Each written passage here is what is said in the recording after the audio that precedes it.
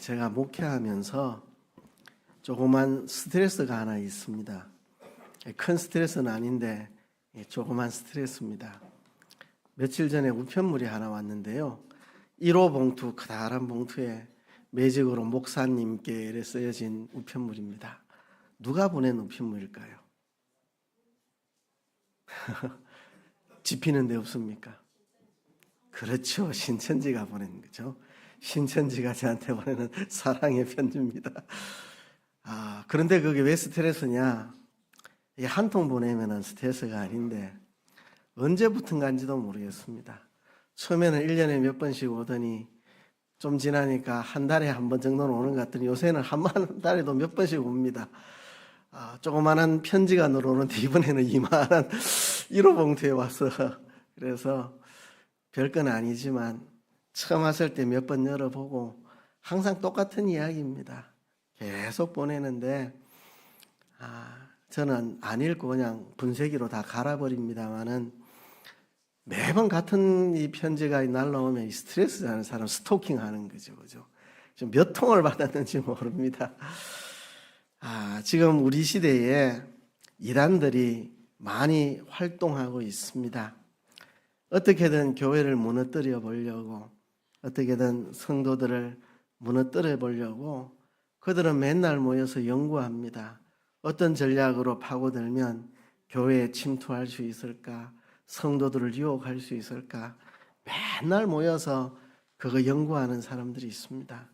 여러분 주위에 여러분들이 알지 못하는 이단들이 있으면 여러분은 모르지만 그 이단은 자기 센터에 가가지고 내가 아는 지인이 있는데 남산교회 다니는 어느 집사인데 어떻게 그 사람을 꼬실지 맨날 연구하는데 좋은 방법이 없겠냐고 여러분을 어떻게 넘어뜨릴까 모의하고 있는 사람들이 많이 있을 수 있습니다. 여러분들 주변에 여러분들을 넘어뜨리려고 접근했다가 여러분들이 인지한 때도 있을 거고, 그죠? 인지 못하고 지나간 것도 많을 겁니다. 여러분, 세균이 우리 몸에 들어오면 내가 그게 감염되어 병이 생길 때는 인지하지만 병을 못 일으키고 내 면역 체계로 이기면 들어온 걸 인지 못하잖아요, 그죠? 여러분들이 신앙적인 면역으로 이겨내서 모르고 지나갔지만 여러분 넘어뜨리려고 접근한 사람들이 많을 수도 있습니다. 제가 어디 가서 신천지가 이런 방식으로 사람들 유혹합니다 강의를 하면 나도 그런 거 여러 번 있었어요. 그게 신천지였군요. 나는 모르고 그냥 지나갔는데 그런 거 하는 사람 내 주변에 있었어요. 이렇게 다들 말을 해요. 그러니까 내가 알게 모르게 넘어뜨리려고 오는 이단들이 참 많다는 것입니다. 참 많아요. 우리 교회도 신천지가 여러 번 와가지고 어떤 때는 우리 대학생들인데 학교 교수님이 종교에 대한 과제물을 내서 과제하기 위해 인터뷰하러 왔는데 가능할까? 그래서 얼마든지 하라고 대화 딱 해보니까 너 신천지에서 왔지? 들어보니까 이 신천지 사람들이고 유도신문회가 뭔가를 얻어내려고 딱 스마트폰 올려갖고 자꾸 스마트폰을 누르는데 보니까 녹음하고 있는 참 이런 세상이 됐습니다. 어떤 날은 상담 좀 하고 싶어 왔는데 상담할 수 있을까요? 뭐라고 신앙 상담 이야기해보니까 신천지입니다. 그런데 그냥 돌아가라고. 왜냐하면 마음에 진정성이 있으면 상담을 하겠는데 뭔가 신앙의 의무를 가지고 찾아온 게 아니고 뭔가 의도를 가지고 계획을 가지고 나를 시험하고 넘어뜨리려고 하는 사람, 너희들 하는 말이 진정성이 하나도 안 느껴진다. 신앙의 회의가 느껴져가 왔다 이러는데 하는 이야기는 신천지 옳다는 이야기만 계속해야 되고 전혀 앞뒤가 안 맞는 말. 너가 하는 말이 진정성이 없지 않느냐. 진짜 회의가 느껴져서 왔으면 내가 대화를 해주겠는데 그냥 장난치고 있잖아 내한테. 그냥 가거라 이렇게 해서 돌려 보낸 적도 있고 그렇습니다. 그런데 이런 일들이 최근에 와서 일어나는 일들은 아닙니다. 초대교회로부터 지금까지 끊임없이 일어나는 일입니다. 디모데전서에 보면 오늘 본문이 이렇게 시작을 하지요. 그러나 성령이 밝히 말씀하시기를 후일에 어떤 사람들이 믿음에서 떠나 미혹하는 영과 귀신의 가르침을 따르리라 하셨으니, 이 당시에도 지금부터 2000년 전 바울이 디모데에게 편지를 보내던 이때에도 이단들이 참 많이 활동하고 있었습니다.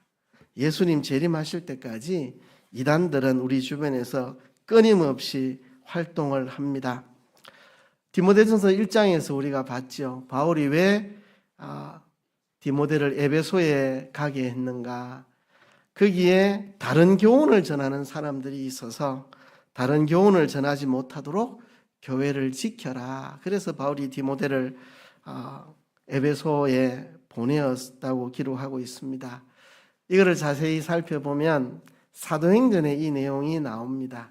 사도행전 20장에 보면 사도 바울이 3차 선교여행 때 에베소에 교회들을 세워놓고 이제 에베소를 떠나는데 에베소 장로들과 눈물의 이별을 할 때 바울이 에베소 장로들에게 부탁합니다. 내가 떠나고 나면 이리가 나타날 것이다. 성도들을 물어 죽이는 이리가 나타나서 성도들을 해할 것이다. 너희들이 이 교회를 진리 가운데 잘 지켜내야 된다. 내가 떠나가면 악한 이리가 올 것이다. 바울이 그렇게 경고했고, 바울이 떠난 다음 그런 세력들이 등장을 했고, 바울은 디모데를 보내어서 그런 거짓 가르침으로부터 교회를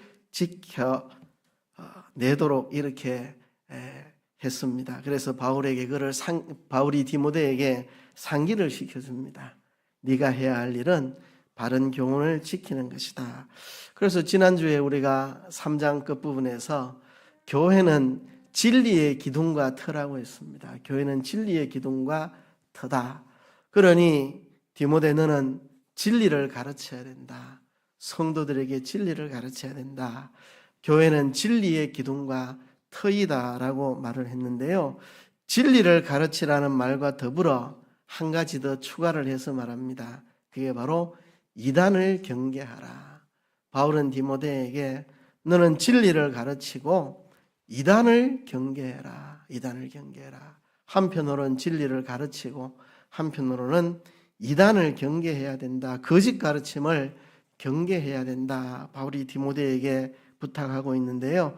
오늘 그 부분입니다. 진리를 가르치는 것과 함께 이단을 경계하라는 메시지입니다. 이단의 목표가 뭐냐? 이단은 어떤 목표를 가지고 있느냐? 오늘 본문을 보면 이단의 목표가 뭔지 알 수 있습니다. 그러나 성령이 밝히 말씀하시기를 후일에 어떤 사람들이 믿음에서 떠나 미혹하는 영과 귀신의 가르침을 따르리라 하셨으니 믿음을 떠나게 되는 것. 이단의 목표는 여러분들로 하여금 믿음에서 떠나게 하려는 게 목적입니다. 그게 목표입니다. 그렇죠? 며칠 전에 저한테 온 편지에도 존경하는 목사님, 존경하기는 신천지에서는 목사는 개라고 가르치는데 개 조심 써놓고 목사들을 조심해라. 개 조심 이렇게 화이트보드에 써놓고 목사들을 개라고 가르치는데 뭔 존경하는 목사님 하면서 신앙 상담을 하고 싶습니다. 그죠? 한번 찾아뵙고 싶습니다. 이렇게 그렇게 말을 하지만 그 편지를 보낸 목적은 믿음에서 떠나게 만들려는 목적을 가지고 어떻게든 침투하려는 목적을 가지고 오는 거죠. 이단이 온갖 것을 가지고 나타납니다. 인권, 또 자유, 박애, 도덕, 윤리, 진리, 온갖 것들을 내세우고 오지만 그건 가면입니다. 가면. 그 가면 이면에 들어있는 목적은 믿음에서 떠나게 하려고 하는 거죠. 우리가 예수 그리스도를 믿는 믿음, 하나님 아버지를 믿는 믿음, 우리가 성경을 믿고 천국을 믿고 예수님의 십자가와 부활의 복음을 믿는 이 믿음에서 우리가 떠나게 하려고 하는 게 이단의 목표입니다. 그래서요, 우리는 우리의 믿음을 잘 지켜야 됩니다. 악한 자들이 빼앗으려고 하는 것은 우리들의 믿음입니다. 믿음을 빼앗으려고 다가오는 거니까요. 우리는 우리의 믿음을 악한 자에게 빼앗기지 않도록 우리의 믿음을 우리가 지켜내야 내야 합니다. 이단의 목표는 우리가 믿음을 떠나게 하는 것이 이단의 목표입니다. 어떤 가면을 쓰고 와도 목표는 믿음을 떠나게 하는 것입니다. 신천지에 가서 교육을 받으면요, 처음에는 신천지인 줄 모르고 가죠. 알면 아무도 안 가겠죠. 신천지라는 걸 숨기고 하기 때문에 모르고 가는데, 가면 강의를 하고 끝날 때 꼭 어느 교회 어떤 목사가 어떤 나쁜 짓을 했다더라, 어느 교회 어떤 목사가 이런 짓을 했다더라 하면서 계속 매일 반복 듣다 보면 진짜 교회가 악한 것처럼, 목사들이 아주 사기꾼인 것처럼 보이도록 만드는 거죠. 계속해서 그런 거를 주입시켜서 목사들이 진짜 개처럼 보이도록 믿음을 떠나게 만들려는 것이 그들의 목표입니다. 그런데 이 이단이라고 하는 것이 단순히 잘못된 신념에서 출발한 게 아니고, 지식이 좀 삐뚤어지고 잘못된 지식 하나에서 시작한 것이 아니고, 이단에는 배후가 있습니다. 단순히 누군가 지식이 좀 삐뚤어져서 이단이 된 게 아니고, 어떤 잘못된 신념에 빠져서 이단이 되는 게 아니고, 이단에는 배후 세력이 있다는 것입니다. 그것은 오늘 본문에는 미혹하는 영과 귀신의 가르침이라고 했습니다. 그런 신천지에 빠진 사람들 보면요, 멀쩡하게 똑똑한 대학생들도 많고 멀쩡한 교수나 사회 지도층도 있습니다. 어떻게 저런 사람이 말도 안 되는 이런 데 빠지나? 왜 빠지는지 아십니까? 미혹하는 영이 있기 때문에, 귀신이 있기 때문에, 미혹하는 자가 있기 때문에 그렇습니다. 저 멀쩡한 사람이 어느 교회 장로가 신천지에 빠졌더라. 그런 분이 왜 신천지에 빠지노? 미혹하는 영과 귀신이 그 뒤에 숨어 있기 때문에 그렇습니다. 이 미혹하는 영, 성경에 마귀라고 하죠. 마귀. 에덴 동산에서 아담과 하와를 유혹해서 넘어뜨렸습니다. 믿음을 빼앗아 갔습니다. 하나님에 대한 믿음. 하나님은 창조주시고 나를 지으신 분이고 나를 사랑하시는 분이고 나를 에덴 동산에 두셨는데, 내게 할 수 있는 것과 내가 해서 안 될 것을 경계를 지어주셨는데, 이건 나를 사랑해서 내가 생명의 길을 가라고, 사망의 길로 가지 말라고 주어주신 경계다. 동산에 있는 모든 것은 다 먹을 수 있지만 선악을 알게 하는 나무의 과실은 먹지 말라. 이게 다 나를 사랑해서 한 것인데, 여기에 대한 믿음이 있었는데, 이 마귀가 뱀을 통해 찾아와서 미혹을 합니다. 유혹을 합니다. 하나님이 왜 이거 못하게 했는 줄 아느냐? 너가 이 선악과 먹으면 하나님처럼 될까 봐 하나님이 두려워서 못하게 하는 거다. 네 잘되는 꼴 보기 싫어서 그렇게 하는 거다. 한 먹어봐라. 네가 하나님처럼 될 것이다. 그거 먹으면 죽는다고. 결코 죽지 않는다. 이렇게 미혹하는 영, 귀신의 가르침, 사람을 무너뜨려서 믿음을 빼앗으려고 하는 이 배후에 악한 영이 있습니다.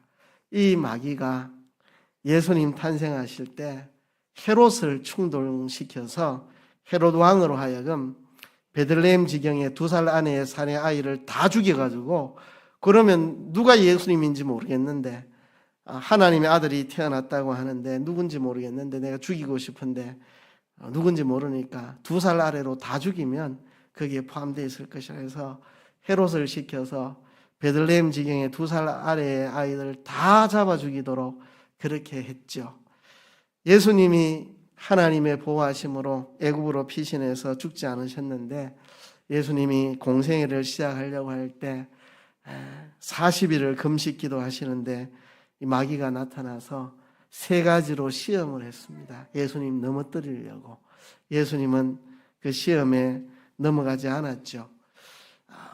이 마귀는 잠시 떠나간 듯 했지만 예수님의 공생에 중간중간에 나타나서 예수님을 유혹하고, 마지막으로 예수님이 십자가 지실 때 마귀가 얼마나 예수님을 유혹하는지 온갖 방법으로 예수님을 넘어뜨리려고 유혹했습니다.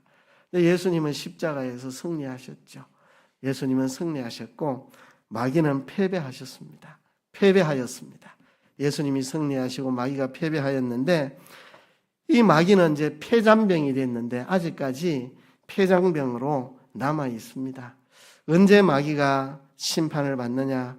예수님 다시 오시고 하나님의 심판이 이루어지고 유황불 가운데로 마귀가 던져질 텐데 아직 폐장병으로 유황불로 던져지지 않은 상태에 있기 때문에 이제 자기가 때가 되면 멸망한다는 것은 다 알고 있고 그 때가 되기 전에 사람들을 미혹해서 넘어뜨리려고 마귀는 계속해서 우는 사자처럼 달려들고 있습니다. 베드로 사도의 기록에 의하면 너희 대적 마귀가 우는 사자처럼 삼킬 차를 찾아 두루 다니고 있다. 미혹하는 영 귀신의 가르침이 배후에 있기 때문에 참 말도 안 되는 이단들이 이렇게 설치고 있는 겁니다. 우리가 경계해야 됩니다. 단순하게 개인적인 착각이나 잘못된 신념이나 삐뚤어진 지식으로 시작된 게 아니고 미혹하는 영과 귀신의 가르침으로 된 것이기 때문에 이 배후를 우리가 알고 경계심을 가져야 합니다. 이단의 진상이 있습니다. 그건 바로 양심에 화인 맞은 자들입니다. 2절에 보면 자기 양심이 화인을 맞아서 외식함으로 거짓말하는 자들이라. 양심에 화인을 맞았다. 이게 무슨 말입니까? 고대에 노예 제도가 있을 때 노예가 도망을 치지 못하도록 불도장을 찍었습니다. 이 철로 만든 이 인에다가 불을 지져가지고 그 사람 몸에다가 지져가지고 지울 수 없는 흔적을 만들죠. 그걸 화인이라 그럽니다. 불도장을 찍어서 이 사람은 노예다. 노예에서 벗어나지 못하도록. 근데 양심에 화인을 맞았다. 그렇죠? 양심이 완전히 마비가 된 거죠. 양심이 완전히 마귀의 노예가 되고 종이 되어버린 거죠. 여러분, 사람이요, 제일 고귀한 부분이 양심입니다.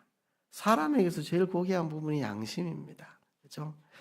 범죄자도 양심이 있으니까 카메라 앞에서 모자를 눌러 쓰고 고개를 못 들고, 그렇죠? 양심이 있으니까 그런 겁니다. 그런데 양심이 화인 맞은 범죄자들이 있죠. 그렇죠? 정서적으로 완전히 무너진 사람들, 카메라 앞에서 당당합니다. 잘못한 거 없습니다. 양심이 화인이 맞으면 그렇게 됩니다. 이 이단들이 양심이 화인 맞은 사람들입니다. 목사님 편지가 와서 만나자 그러면 만나시죠. 이렇게 생각을 물리실 텐데 진정성을 가지고 오면은 제가 100번이고 만나죠. 양심의 화인을 맞아서 거짓말로 교회 침투해 보려고 작전 서는 건데 그걸 알고 내가 왜 만납니까? 그렇죠? 제가 이단들과 여러 번 마주친 적이 있습니다. 제 삶에. 그렇죠? 그럴 때마다 이단들이 다 자기 잘못된 게 들통나고 도망간 사람, 뭐 잘못을 시인한 사람, 이단을 만나서 한 번도 내가 싸움에 져본 적이 없습니다. 학생 때 머리 감고 있는데 이 여호와의 증인이 와가지고 말을 걸어가지고 됐다고 가시라고 해도 자꾸 말을 걸고 하는데 들어보니까 말 같지 않은 소리를 해서 나도 약간 화가 나가지고 그럼 이야기해 봅시다 이래가지고 했는데 자기가 잘못된 게 성경으로 다 드러나니까 막 성경책 내놓으라고 내 성경책이라고 하면서 얼른 막 주랭랑을 치고 도망가기도 하고 또 대학 다닐 때인데 캠퍼스에서 또 이단을 포교하는데 계속 떠들었는데 나는 귀찮아 죽겠구만. 그래서 일부러 뭐가 잘못됐는지 다 알아도 이야기 안 해주다가 이 사람 이야기 끝날 즈음에 당신이 말한 거 성경에 어디 나옵니까? 그 성경에 그거 안 나오잖아요. 했더니 그 성경에 그거 나오는 걸로 알고 있는데 암만 찾아도 안 나오니까 머리 벅적벅적 끓을 때 좀 알지도 못하고 그렇게 당신 그 단체에서 교육받아가지고 이렇게 전도할 때 말을 해라. 교육만 받아가 성경도 한번 읽어보지도 않고 성경에 그런 내용 나오지도 않는데 나온다고 성경도 모르고 그렇게 남한테 포기하고 다닌다고 그런 거 하지 말라고 야단치고 그냥 이 사람 머리만 벅벅 끓고 나오고 그런데요. 되도록이면 이단을 잘 안 만나려고 합니다. 왜냐하면 저하고 대화를 나누면 이 사람이 수준이 높아져요. 허점이 엄청 많은데 당신의 허점이 이런 거다. 이게 성경에 안 맞는 걸 알려주면 또 집에 가서 이렇게 나오면 어떻게 대응할까 또 밤새 연구해가 이 사람이 고단수가 돼서 다른 사람 미혹하면은 내가 책임이 있다 싶어서. 그렇죠? 이단 만나면 항상 말도 안 되는 그 허점을 팍팍 집어주면 그 사람 묵사발 만들 수는 있지만 묵사발 만든다고 유익한 게 아니라 이 사람이 그걸 듣고 돌이킨다면 내가 다 알려주겠는데 돌이킬 가능성이 별로 없더라고요. 양심의 화인을 맞아가지고. 그래서 옳은 것을 가르쳐주면 면역이 생겨가지고 요렇게 할 때는 나 어떻게 대답을 또 해야 되겠다. 고단수가 돼서 연약한 성도들 미혹하면 연약한 성도들 다 넘어간다 싶어서 젊었을 때는 좀 이단들 만나가 논쟁도 해보고 그래 했는데 이제는 그렇게 안 하려고 합니다. 안 하려고. 그래서 왜 양심의 화인 맞은 상태에서는 대화가 안 됩니다. 진심을 가지고 알고 싶어서 찾아온 사람이면 얼마든지 만나가 대화하지만 양심의 화인 맞은 상태로는 대화가 되지 않기 때문에 그렇습니다. 이게 이단의 진상입니다. 제가 어떤 성도가 딸이 이단의 신천지에 빠졌는데 괴로워하는 심정, 딸이 이 신천지에 빠졌다는 걸 알고는 있는데 아직 알고 있다는 말은 안 하고 있는데 매일 자기 앞에 거짓말하는 거. 신천지에는 그래 가르치거든요. 모략교리라고 해서 전도하기 위해서는 거짓말해도 된다. 그래서 온갖 거짓말을 해도 양심의 가책을 안 느낍니다. 그렇게 교육을 합니다. 이게 바로 모략이라고 하는 거다. 하나님은 모략의 하나님이다. 모략을 써야 된다. 이래가지고 교육을 해서 거짓말을 해도 양심의 가책이 없도록 교육을 받아가지고 양심 화인 맞아가지고 가족들에게 내 거짓말하고 다녀도 신천지는 양심의 가책이 없습니다. 그런 딸을 보고 엄마가 마음이 얼마나 괴로운지, 내가 낳은 딸인데 내 앞에 맨날 거짓말하고 있는 그걸 보면서 괴로워하는 그 모습. 그죠? 여러분, 교회에서 그래 가르치는 데 있습니까? 전도를 위해서는 거짓말해도 됩니다. 전도하기 위해서 거짓말 많이 하세요. 이래 가르치는 교회 있습니까? 그죠? 하나님은 진실무망하신 분이고 우리가 진실해야 되고 우리의 진실성이 누군가에게 읽혀지면 그들의 마음이 녹아 그들도 복음으로 나올 것입니다. 진실하게 살아야 됩니다. 교회 그래 가르치지 전도를 목적으로 하면 거짓말을 해도 됩니다. 그래 가르치지 않잖아요. 신천지는 포교를 위해서 거짓말해도 아무 상관없다. 그렇게 교육을 하거든요. 양심의 화인을 맞게 되는 거죠. 그러면 이단이 쓰는 방법은 뭐냐? 오늘 본문에 보면 외식함으로 거짓말하는 자들이라 그랬습니다. 마귀가 거짓말장이요 거짓의 압이라고 말했습니다. 에덴 동산에서 거짓말했죠. 선악과를 먹어도 결코 죽지 않는다. 새빨간 거짓말입니다. 그렇죠? 이 선악과를 먹으면 네가 하나님처럼 될 것이다. 이것도 사실상 거짓말입니다. 그렇죠? 그래서 마귀는 거짓말하는 사람입니다. 그래서 이 거짓말로 우리를 유혹하는데 외식함으로 거짓말을 한다. 외식을 합니다. 외식이라는 말은 겉을 꾸미는 거죠. 그죠? 많은 이단들은 자기가 거짓말하고 있다는 것을 알고 있습니다. 그런데 왜 그걸 하느냐? 그래야 사람들을 모아서 돈벌이도 되고 여성도들 성적으로 건드리기도 하고 자기의 왕국을 만들어서 자기의 제국을 만들어서 황제처럼 대접받고 살 수 있으니까. 그죠? 그러면서 겉으로는 추종하는 신도들이 진심으로 알고 따르도록 외식하는 거죠. 외식하는 거. 그죠? 옛날에 몇 년도입니까? 제가 군에 있을 때인데 시한부 종말론 다미선교회 이장님 씨 한국 사회를 흔들었던 적이 있잖아요. 신도들에게 이제 예수님의 재림이 가까웠다. 10월 며칠 날 예수님 재림한다. 이러면서 예수님 재림하면 다 끝인데 재산이 뭐 필요 있느냐?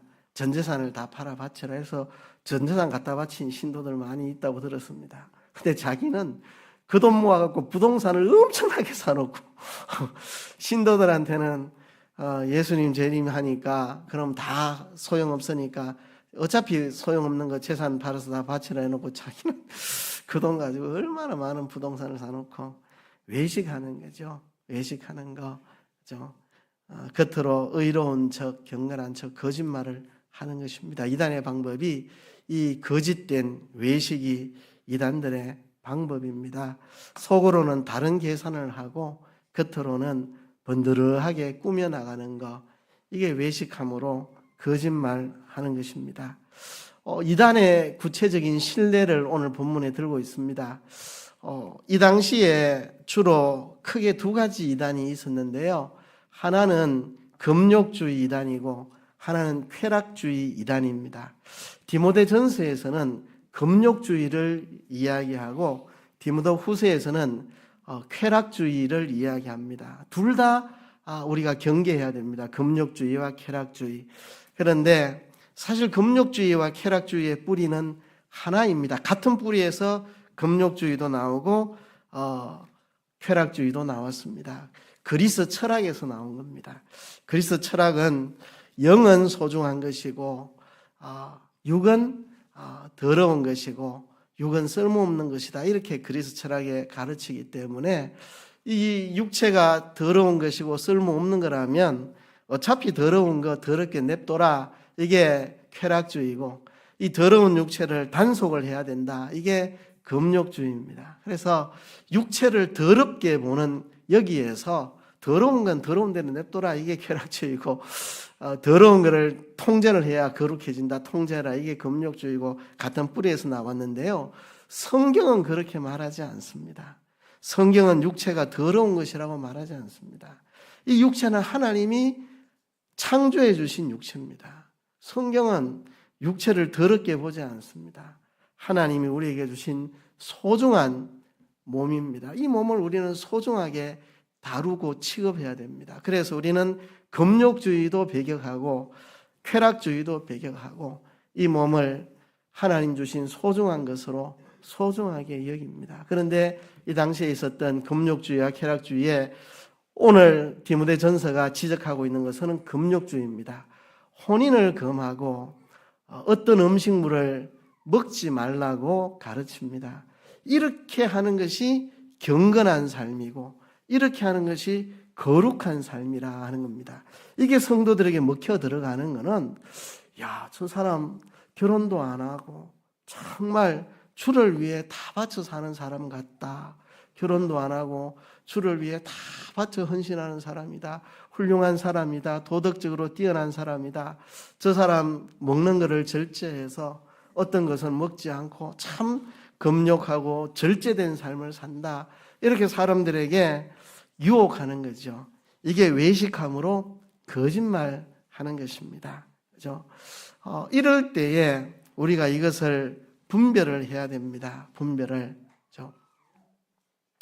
이단들을 분별할 때 이 두 가지 방법이 있는데 하나는 도덕적인 거, 윤리적인 거로 분별할 수 있습니다. 이 겉으로는 경건한 척 말하지만 속으로는 다 부패해 있는, 그래서 그들의 뒤에서 행하는 온갖 비윤리적이고 반사회적이고 온갖 부도덕한 행위들, 이런 것들을 보면 저것들 이단이네 이래 알 수 있습니다. 그런데 알기 어려운 건 어떤 거냐 하면 이 도덕적으로 윤리적으로 굉장히 괜찮아 보이는 모습으로 이단이 등장할 경우가 있습니다. 정말 우리보다도 더 윤리적으로 보이고 도덕적으로 보일 경우에 성도들이 혼란에 빠지거든요. 괜찮은 것 같다. 저 사람 혼인을 금하라는데 정말 여자들 쳐다보지도 않고 이성에 눈 돌리지 않고 깨끗하게 살아가는 것 같다. 왠지 나같이 결혼해서 살아가는 사람하고는 다른 고차원의 사람 같다. 음식도 절제하고 뭔가 고차원의 신앙인 같다. 이런 이제 유혹을 이들이 당하게 되는 거죠. 근데 여기에 속지 말라는 것입니다.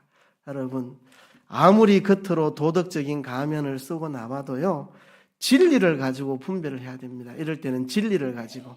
이단을 어떻게 극복하느냐? 하나님의 선하신 창조 진리를 믿음. 오늘 본문에 중요한 걸 이야기합니다. 혼인을 금하고 음식을 절제하라고 하는 이 가르침이 뭐가 잘못됐느냐? 음식물은 하나님이 지으신 바니 믿는 자들과 진리를 아는 자들이 감사함으로 받을 것이라. 음식물은 하나님이 지으신 것이다. 더러운 음식은 없다. 모든 건 다 하나님의 창조물이다. 하나님은 선하게 창조하셨다. 감사함으로 받아들여라. 감사함으로 받아들여라. 하나님의 선하신 창조를 우리는 믿어야 됩니다. 이게 굉장히 중요합니다. 우리 장로교 개혁주의 신앙에서 중요하게 여기는 겁니다. 하나님이 지으신 모든 것이 선함에 감사함으로 받으면 버릴 것이 없나니 하나님이 지으신 모든 것은 선한 것입니다. 노래라고 하는 것도 물론 노래의 그 곡은 사람이 지었겠지만 노래라고 하는 이런 것들을 다 하나님이 창조하신 거잖아요. 하나님의 창조 세계에 노래라는 게 있는 거잖아요. 그죠? 춤이라는 것도 물론 어떤 특정한 춤은 사람이 이렇게 그 춤을 했겠지만 춤이라고 하는 이 것이 세상에 있게 하신 건 하나님입니다. 춤도 노래도 다 선한 겁니다. 다만 사람들이 그것을 악하게 사용하니까 문제죠. 노래도 악한 노래를 만들고 춤도 춤 때문에 바람나서 불륜을 저지르고 사람들이 잘못 써서 문제인 것이지 그 자체가 악한 것은 아니다. 이게 장로교 개혁주의 신앙입니다. 하나님이 지으신 모든 것이 선하다. 창세기에 첫째 날 하나님이 빛을 만드시고 보시기에 좋았더라. 좋았다는 말이 선하다는 말입니다. 하나님 보시기에 선하였다. 둘째 날, 셋째 날 만드시면서 하나님 보시기에 선하였다. 그리고 마지막 날 하나님이 남자와 여자를 만드시고 보시기에 심히 좋으셨다. 그렇죠? 이렇게 해서 남자와 여자 결혼 제도를 만들고 부부 제도를 만들고 하나님 보시기에 좋았습니다. 그렇죠? 남자와 여자 결혼과 부부의 성 다 선하고 아름다운 것입니다. 사람들이 성을 왜곡되게 잘못되게 사용함으로 이게 타락하고 부패하게 사람들이 쓰는 게 문제지 성이라는 자체는 다 선한 것입니다. 하나님이 선하게 만드셨다는 거 이게 중요합니다. 그러니까 겉으로 혼인을 금하고 어떤 음식을 먹지 않고 이게 경건해 보이고 거룩하게 보이고 사람들을 미혹하지만 속지 말아야 된다.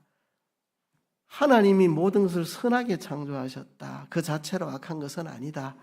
하나님의 선하신 창조를 우리는 믿고 우리는 결혼도 소중히 여기고 남녀의 성도 아름답게 사용을 하고 음식도 우리가 소중하게 감사함으로 받을 수 있어야 된다. 이게 진리다. 이 거짓된 가르침에 속지 말아라 하는 겁니다. 제가 얼마 전에 돌아가신 우리 그 콩고모께서 천주교 신자입니다. 어릴 때부터 제가 찾아가면 저는 교회 다니니까 이제 그런 이야기를 한 번씩 합니다. 또 제가 목사가 되니까 그죠?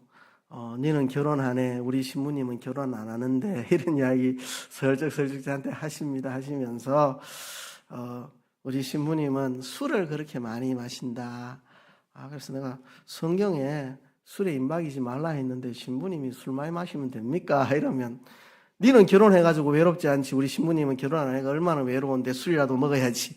그래서 만취할 때가 그런 모습을 볼 때가 많다 이러시면 술 먹지 말고 결혼하시라 그러세요. 내가 그런 얘기 하는데요. 우리 사회에서도 신부님 하면 결혼도 안 하고 정말 경건하게 사는 사람이고 목사 하면 뭐 결혼하고 세속적으로 오래 생각하는데 성경을 그건 오해하는 것입니다. 결혼 안 하는 게 경건한 겁니까? 그럼 하나님이 창조 때에 제일 먼저 결혼 제도를 만든 거는 하나님 불경건해서 그렇습니까? 결혼을 안 하는 게 경건한 겁니까? 결혼하는 게 경건한 겁니까? 우리가 지난번에 3장을 배울 때 감독을 세울 때에 한 아내의 남편 된 자를 세우라. 집사를 세울 때 한 아내의 남편 된 자를 세우라. 결혼을 해서 자식을 키우면서 어려움도 겪어보고 그 속에서 성도들이 어떤 어려움 속에 살아가는지도 이해하고 어떻게 가정을 아름답게 만들지를 고민도 해보고 이게 신앙이지 결혼 안 하고 살아가는 게 거룩한 삶이라고 저는 전혀 생각하지 않습니다. 신기한 거는 혼인을 금하고 어떤 음식을 먹지 말라고 하는 것은 귀신의 가르침이고 이거는 악한 영의 가르침이라고 말하고 있는데도 왜 가톨릭은 신부들 결혼하지 않게 하고 수녀들 결혼 못하게 하느냐. 이게 참 의문이 갈 뿐입니다. 성경에 혼인을 금하라는 건 이거는 귀신의 가르침이라고 했는데 왜 천주교에서는 그렇게 할까 저는 참 의문이 가는 것입니다. 하나님이 지으신 모든 것은 선합니다. 우리가 감사함으로 받는 것이고, 그는 무엇으로 거룩하게 되느냐? 우리가 거룩하게 되는 것은 말씀과 기도로 되는 겁니다. 결혼 안 하면 거룩해지는 게 아닙니다. 여러분들이 가정을 이루어서 하나님이 기뻐하시는 아름다운 가정을 만들려고 말씀과 기도로 몸부림치는 게 거룩한 것입니다. 여러분들이 결혼을 하고 음식을 먹으면서 어떻게 내가 살아야 할지를 말씀과 기도로 고민하며 몸부림치는 그게 거룩에 이르는 그 길이지, 결혼 안 한다고 금욕한다고 거룩해지는 것은 아니라는 것입니다. 그러니까 분별을 해야 됩니다. 우리가 진리로 분별해야 됩니다. 그죠? 어떤 이단들은 도덕적으로 윤리적으로 무너진 이단들이 있습니다. 반사회적, 반윤리적으로. 그런 건 우리가 분별하기 쉬운데, 겉으로 나는 결혼 안 하고 나는 참 고상하게 산다, 나는 음식 이런 거는 안 먹고 이런 건 먹고 구별해서 산다, 막 이렇게 경건한 척하면 사람들이 쉽게 넘어가기 쉬운데, 그런 때에 우리가 진리를 붙잡아야 된다. 하나님이 지으신 모든 것은 선하다. 창세기에서 선하다고 말했다. 선한 것을 우리는 배격해서는 안 된다. 혼인제도 거룩한 제도고, 그리고 하나님 주신 모든 음식물을 선한 것이다. 우리가 감사함으로 받아야 된다. 우리가 거룩해지는 것은 그런 금욕으로 사람이 거룩해지는 것이 아니다. 하나님의 말씀과 기도를 통해 우리가 거룩으로 나아가는 것이다. 우리가 이 분명한 진리를 가지고 이런 이단의 거짓 가르침들을 분별할 수 있어야 합니다. 우리가 진리에 굳게 서야 됩니다. 하나님이 지으신 모든 것이 선하다. 감사함으로 말하면 버릴 것이 없다. 우리가 거룩해지는 건 오직 말씀과 기도다. 분명한 진리에 서 있을 때 이단들의 유혹에 우리가 넘어가지 않을 수 있다는 것입니다. 이 시간 우리 하나님 앞에 우리가 합심해서 한번 기도합시다. 하나님, 수많은 이단들이 우리를 넘어뜨리려고 우리를 접근하고 있습니다. 그러나 우리는 진리에 굳게 서서 이 거짓 가르침을 분별해낼 수 있는 분별력을 우리에게 주시옵소서. 다 같이 통성으로 기도하겠습니다.